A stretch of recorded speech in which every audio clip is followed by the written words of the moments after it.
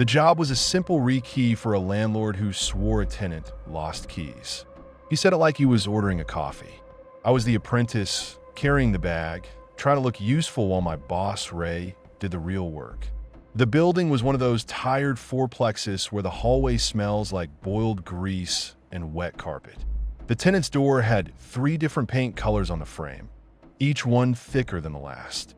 Ray popped the knob, dumped the cylinder parts into his hand, and started laying pins out on his follower like he was shuffling cards. The landlord hovered the whole time, not chatting, not making small talk, just standing there with his hands in his pockets, eyes locked on the pins as Ray lined them up. He watched the key go in, watched it turn, watched Ray pull out like he was memorizing the motion. Ray loves an audience when he's the expert, so he started explaining spool pins and shear lines and why you don't cheap out on the wrong hardware. The landlord asked what the little cuts meant. Ray answered. I wanted to tell Ray to shut the fuck up and finish the job, but I was the kid in the van, so I stood there and swallowed it. When we left, my key rings felt lighter. Not I dropped them lighter. One of my blanks was gone. A common one I kept because Ray made me run errands mid-job. I searched the van floor, the sidewalk, my hoodie pocket, under the seat, then did it again because my brain didn't accept it. Nothing. I blamed myself and ate the embarrassment.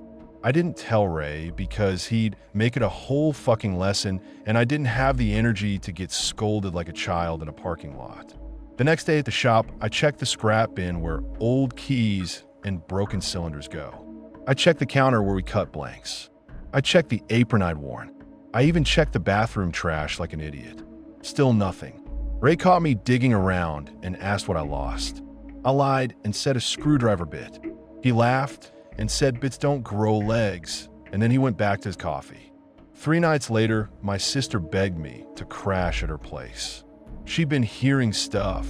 Handle jiggles, soft bumps, her kitchen drawer not sitting right, one cabinet left cracked like someone had been in a hurry. She kept trying to laugh while she said it, but her eyes didn't laugh. I went over after my shift with that tired rage you get when you know something's wrong, but you still have to pretend you're normal. I walked in and checked her deadbolt out of habit. Around the cylinder was a clean, fresh scratch, bright metal showing. Not, oops, I missed the keyhole. Tool marks. Somebody had been working that lock. The chain latch screws were tiny, like toothpicks. I told her to pack a bag and stop arguing with me about being paranoid. She snapped back that I was the one who sees locks everywhere. I snapped back that I see them because I know what people do to them. We were still mid-fight when the deadbolt turned from the outside. Smooth, like the right key, no struggle, no wrong angle. The door didn't fly open because the chain caught, but the click of the bolt retracting hit my spine like ice. For half a second, my brain tried to tell me it was a neighbor at the wrong door. Then the knob turned again, firm like they expected the chain to give. I didn't have a gun. I had a steel flashlight and panic. I grabbed my sister by the arm and shoved her into the bathroom. She stumbled, tried to say my name, and I shut it down with a hand over her mouth because I didn't want a sound out of us. I jammed the hamper against the door, wedged a towel under the gap like that would matter, and held the flashlight like a club. My sister started shaking so hard the mirror rattled. The chain finally snapped loose with a harsh metallic pop. The front door opened. Footsteps moved through the apartment, slow and comfortable. No sprinting, no whispering. Whoever it was didn't go for the TV. They opened drawers. I heard the junk drawer slide, then the utensil drawer, then the one with the mail. Papers shuffled. I heard her file box scrape across the floor like someone pulled it out with purpose. That pissed me off more than anything, like they were there to own her on paper, not rob her. The steps stopped outside the bathroom. The knob turned once, gentle like a test. Then silence. The kind of silence where you realize you can hear your own heartbeat in your teeth. Then the knob turned again, harder. The door pushed, steady, patient pressure. The hamper slid a few inches. I tasted bile and kept my shoulder against the wood. The door cracked enough for a shoulder and a forearm to wedge in. I swung the flashlight hard, not heroic, just angry. It clipped the forearm. The person cursed, real and ugly. and yanked back. Something metal clattered on the tile, then footsteps hammered away, fast now. I heard drawers slam, then the front door bang open again like they didn't give a shit anymore. I kicked the hamper aside and ran out like an idiot, expecting to catch them in the hallway. I saw only a blur at the stairwell. Dark hoodie, back turned, already moving down. I didn't chase because my sister screamed behind me, and that snapped me back to reality. I spun, shut the door, threw the deadbolt, and then I saw what had fallen. A key ring. Not my sister's. Not a random house key set. A ring with one of those cheap brass master tags. Our shop's exact style, stamped with the same supplier code Ray always ordered from. The key on it was new, bright cut, like it hadn't even ridden in a pocket yet. And on the ring, tucked behind it, was a blank. The same profile as the one I'd lost. My stomach went hollow. My sister wanted to call the cops. I did too, but my hand was shaking so hard I could barely dial. When they came, they looked around like they were walking through a messy roommate fight. One cop asked if we had any enemies. I wanted to punch him. I showed them the scratch around the cylinder. I held up the ring and the tag and explained what supplier codes are, how you don't just buy these at a hardware store, how somebody had access to a professional chain. Their faces slid into that polite, okay, buddy look. They wrote a report like they were humoring us. After they left, my sister sat on the kitchen floor staring at her spilled mail. Bills, bank stuff, her lease paperwork, all fanned out like someone had been sorting. Nothing stolen, just touched. She kept saying over and over that it felt worse than robbery. I didn't argue. I knew what it was.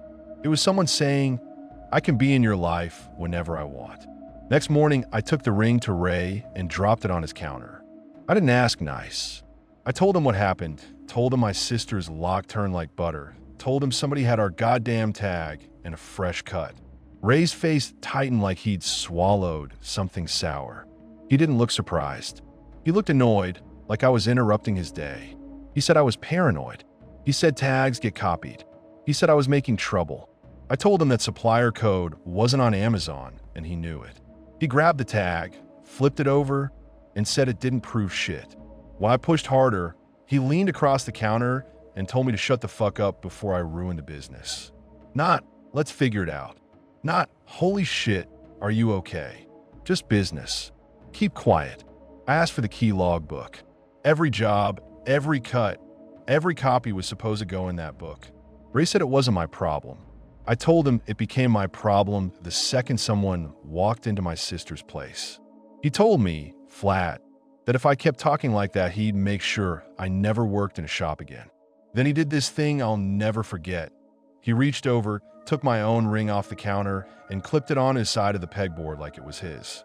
Like he could confiscate my life because he signed my checks. I took it back anyway. We argued. Not long, just ugly.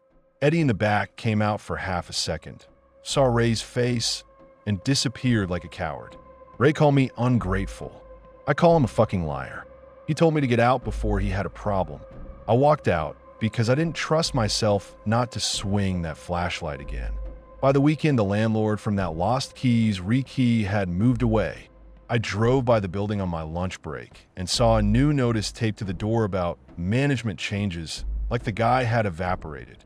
Back at the shop, the key log book vanished from the desk. Ray acted like it had never existed. The drawer where it lived was clean. Not empty. Clean. Like someone wiped it down. My sister stopped sleeping. She'd flinch when the radiator clicked. She'd check the peephole 3 times before opening the door to delivery guys. She started showering with her phone on the sink like it could save her. I stopped apprenticing. I couldn't stand the smell of graphite and brass anymore. I still feel that lock turning in my bones because it proves something I didn't want to know. Some people don't break in. They order access.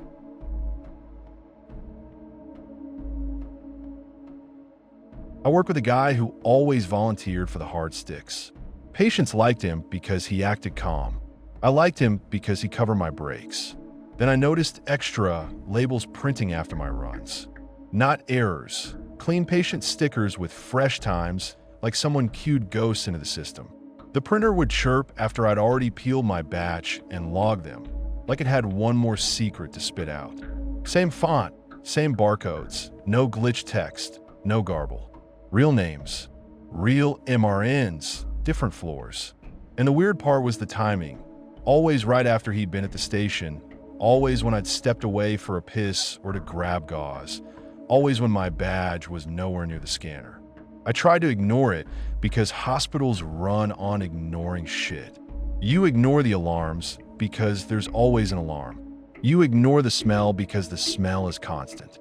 You ignore the feeling that you're one mistake away from getting thrown under a bus because that feeling is basically the job. I started sticking the extras on a scrap paper, not because I thought I was a detective, but because the pattern felt too clean. You learn the difference between messy broken and clean broken. Messy broken is the system crashing, labels smearing, orders duplicating with obvious nonsense. Clean broken is when everything looks right and still makes your stomach drop. I checked my login, checked the queue, checked the timestamps. The labels weren't tied to my draws. They were tied to his activity. Not directly, not in a way that would show up on a lazy audit, but in a way that kept lining up. He was the kind of coworker managers drool over. Never late, never complained, volunteered for the isolation rooms, volunteered for the combative patients, volunteered for the sedated ones because they don't fight.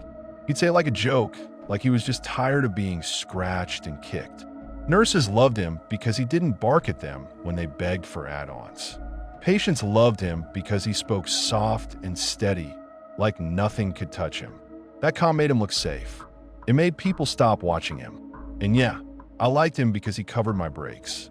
I'm not proud of how much that mattered. When you're drowning in orders, when your legs ache and your hands smell like sanitizer, no matter how hard you scrub. Anyone who says, "Go sit, I got you," feels like a lifeline. I'd hand him my run list, he'd nod, and I'd step out. My badge wouldn't swipe into those rooms. My name wouldn't be on those door logs. I didn't think about that part then. I think about it now. All the time. The first time I tried to mention the extra labels, I did it casual, like it was a dumb tech issue. I got the usual bullshit. Probably nurses canceling. Probably downtime catch-up. Probably you. One tech told me I was overthinking and should drink water. Someone laughed. Not cruel, just dismissive, like I was being dramatic. He heard it, smiled, and did this little shrug like, yes, systems are weird. Then he angled his body between me and the monitor and clicked around like he was fixing something. The printer stopped for a while. Then it started again. After that, I paid attention to his habits. He always knew who was alone. Not medically alone, socially alone. Who had family camped in a room and who got dropped off and forgotten. Who was awake and watching and who got knocked out after meds. He'd ask nurses questions that sounded normal. Is he sleeping? Did she calm down? But the way he asked was too focused, like he was mapping risk, not care. One night, I went to grab supplies and heard the sound that finally snapped me. Adhesive backing peeling. Over and over. That dry little rip that label paper makes. It came from a supply closet off the back hall, the narrow one everyone used because it was closer than the main stockroom. The door wasn't latched. Light on. I should have walked away. I didn't. I nudged it and looked in. He was crouched on the floor with a cooler bag open like he was unpacking groceries. Not a lunch cooler. A thick insulated one with a zipper that looked industrial. Inside were tubes lined up clean, caps all facing the same way, each with a patient sticker slapped on like a prize. Not just blood tubes. Urine cups. Swab kits. Stuff you don't save. Stuff you don't collect for fun. It wasn't one or two leftovers. It was a set, a collection. Above him on a shelf sat a clipboard with a yellow pad. Room numbers, names, notes, short words that hit like punches. Alone, sedated, family left. He'd underlined some of them, like he was prioritizing. My brain tried to bullshit itself anyway. I thought, maybe he's pre-labeling. Maybe transport asked for batching. Maybe there's some protocol I don't know. Then I saw the dates and times. Fresh. Tonight. And I knew there was no protocol on Earth that explains a cooler full of labeled specimens hidden in a closet. I backed out slow. My badge, clipped to my pocket, swung when I turned. It tapped the doorframe. Just a tiny clack, plastic on metal. In the cheap mirror taped inside the closet door, I caught my own face and his eyes lifting to meet it. He didn't flinch. He didn't scramble. He didn't even look surprised. He stood up like I'd walked in on him, tying his shoes. He stepped close and told me I'd seen nothing, like it was policy. He spoke low, calm, like he was reminding me about hand hygiene. He grabbed my wrist hard, not a wild grab, a controlled one, fingers clamped where it hurt the most. He leaned in and said he could make me look like the thief, like I'd been stealing supplies, stealing specimens, fucking with labels. He said it like it would be easy, like he'd done it before. And the sick thing is, for a second, I believed him because I'd seen how fast the hospital protects itself. I'd seen people get crushed for less. I yanked free, shoved him back, and bolted. I didn't do some heroic confrontation. I ran like a coward who finally understood what was happening. My hand shook so bad I almost dropped my badge. I went straight to charge and spilled it out messy. Cooler, labels, room notes, closet, while she stared like I'd set off a fire alarm for no reason. She tried to slow me down, tried to make it smaller. She started with questions that sounded concerned and ended up sounding like blame. Was I sure? Did I misunderstand? Was I stressed? Was there bad blood between us? That pissed me off enough to steady my voice. I told her to come look. She hesitated. Of course she did. Nobody wants to touch the rot first. So I went to security myself.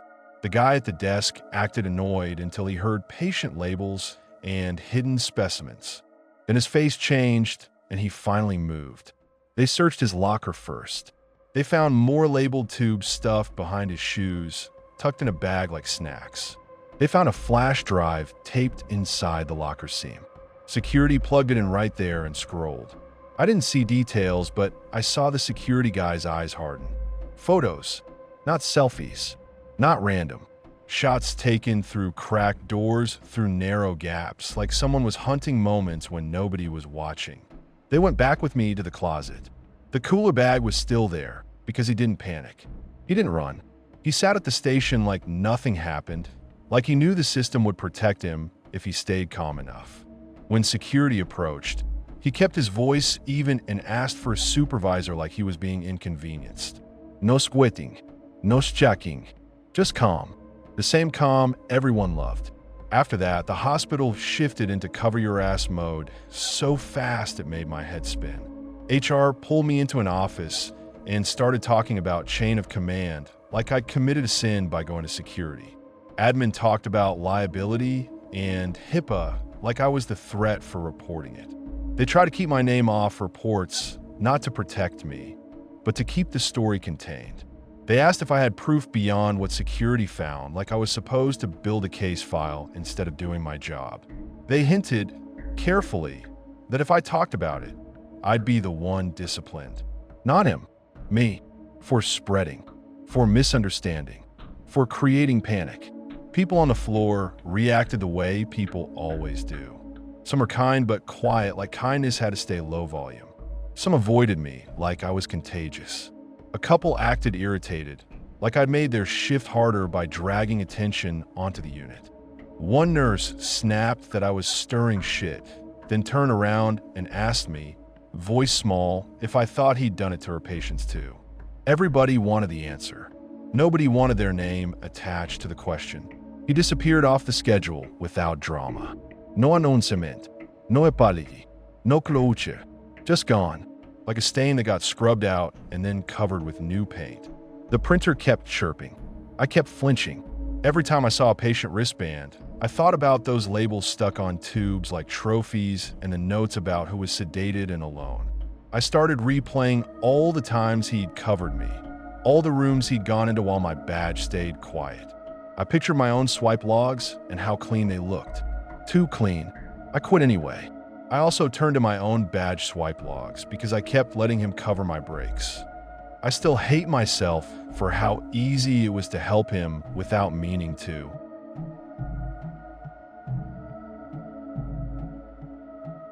I banned a new account that kept asking for single moms who need help. 10 minutes later, my phone lit up with calls from random states. Then my business page got flooded with one-star reviews describing my house, my car, my kid's school pickup line. Someone posted my address in the comments with a photo taken from across the street. I wasn't even home when it kicked off. I was in my van behind a strip mall, finishing a job, trying to confirm tomorrow's bookings before someone else grabbed them. That account had been creeping all week. It didn't ask for a sitter or a handyman. It kept posting the same gross bait under random local posts. Single moms, need help, private, cash, like he was shopping in public. I warned him once. He wrote back like I was being dramatic. I muted him. He made a new account with the same wording. I banned it and figured that was the end of it. Then my phone started ringing so fast it felt like it was going to crack. Unknown number. Decline. Another. I blocked one and 3 more replaced it. I answered one by mistake when I tried to lower the volume. Silence, then breathing, then a little click like teeth. It hung up. A different call came in and a guy said my first name like we'd met somewhere. I slammed the call off and my hands shook on the steering wheel. By the time I got home, the damage was already public. My business page had 1-star reviews piled on it like trash bags. At first I assumed competitor drama. Then I read them. Nice white Honda. You leave your passenger window cracked. Your porch camera points too low. Then, saw you in the pickup line. Blue jacket. Hair up. Your kid looks tired. I read that one over and over until my stomach turned. I don't post my kid. I don't post my address. I don't tag locations. I keep my personal stuff locked down because I'm not stupid. I started reporting everything. I messaged the other mods. One told me to ignore it, said trolls get bored. Another asked if I'd maybe hit ban too fast. I snapped at her because what the fuck does too fast mean when a guy is hunting single moms in a local group? She got defensive, said I was making it everyone's problem. Great. Now I'm fighting my own team while my phone keeps lighting up and strangers are narrating my life in my reviews. Then someone posted my address in the comments. Full street, full number, and right after it, a photo of my front window with my kids' paper snowflakes taped up inside. The photo was taken from across the street. That's the part that made my skin crawl. I could not remember seeing anyone standing there, and I'm the type who watches my street. I don't live in a bubble. Somebody had been close enough to my house to take that picture, and I never noticed. I deleted the thread. It came back. I deleted it again. It came back again, same address, same photo, only now it wasn't just reappearing. The platform showed my name as the mod who restored it. I tried to delete the thread. It reappeared under a different mod account of mine.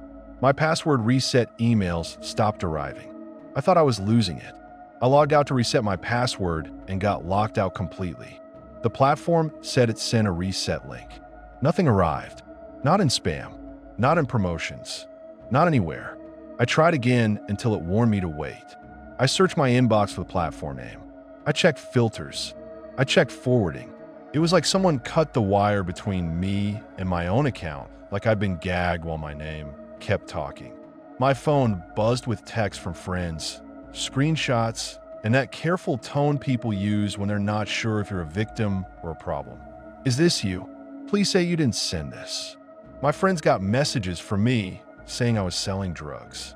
Not one friend, a bunch. People from the group. A mom from my kids' class. A neighbor. The messages were short and nasty, like someone trying to imitate me with a handful of cliches. Got stuff if you need. New shipment.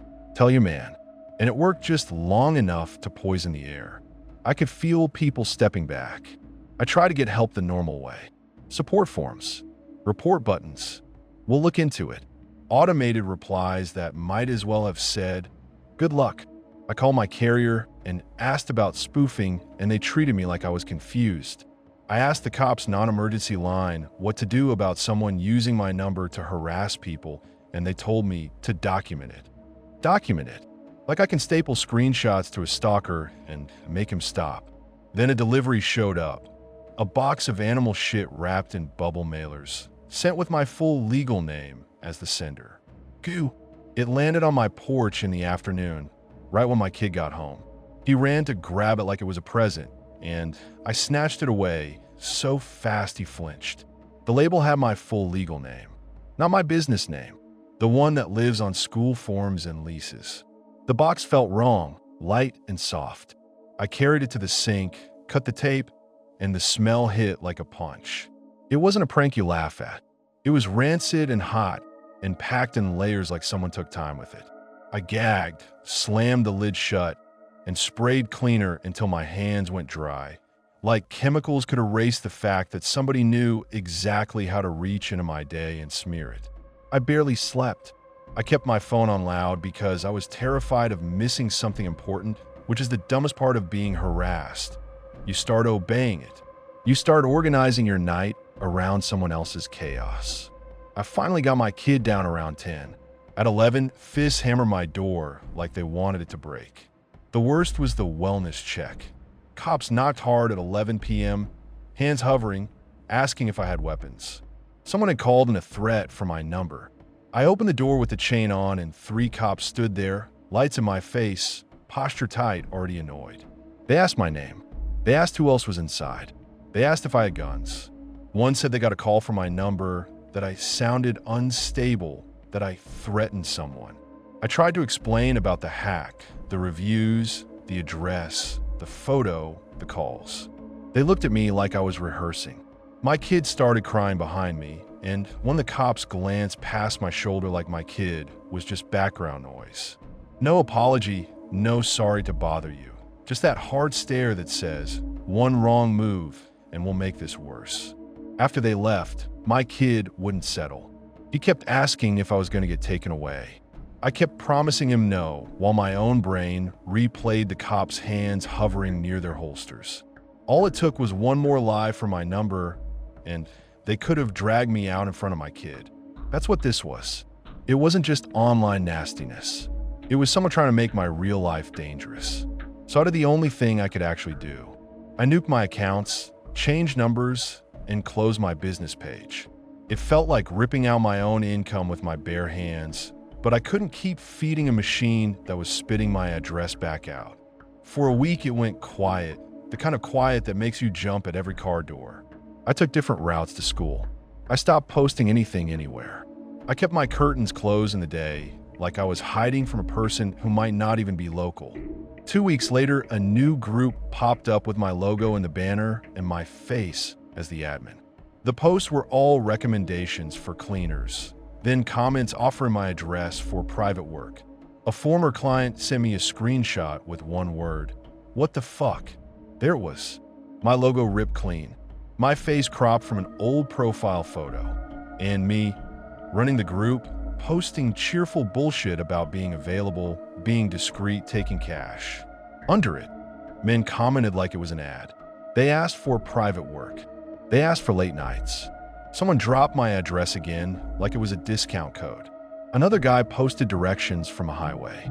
One joked about the school pickup line like he was telling his buddies where to find me. I reported it from my new account. Friends reported it. Nothing happened. The group stayed up and the comments kept coming. That's when I understood the shape of it. I wasn't fighting one person. I was fighting a system that let someone puppet my identity and call it community. I could scream into forms and report buttons until my fingers cramped, and it wouldn't matter if nobody on the other end cared. I started looking at rentals in other towns and felt stupid because the problem wasn't my street, it was my name. He had my legal name. He had my face. He had my routines. He could paste me onto any page and let strangers do the rest. And the whole time, I kept thinking about my kid waking up to cops at the door, about his voice when he asked if I was going to jail, and I knew I couldn't keep proving I was innocent to a world that already decided I was a story. I couldn't win a fight with a person I couldn't see. I could only disappear and watch them keep using my name like a fucking costume.